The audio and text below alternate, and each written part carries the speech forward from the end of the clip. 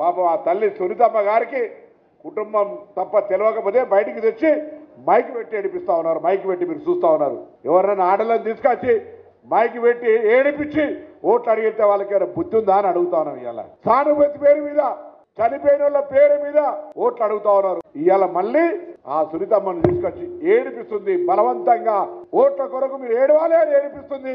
ఇది గమనించాలి. సానుభూతి పేరు మీద ఆడుతున్నటువంటి ఏడుపును ఒక్కసారి గమనించమని చెప్పి సందర్భంగా కోరుతా ఉన్నా.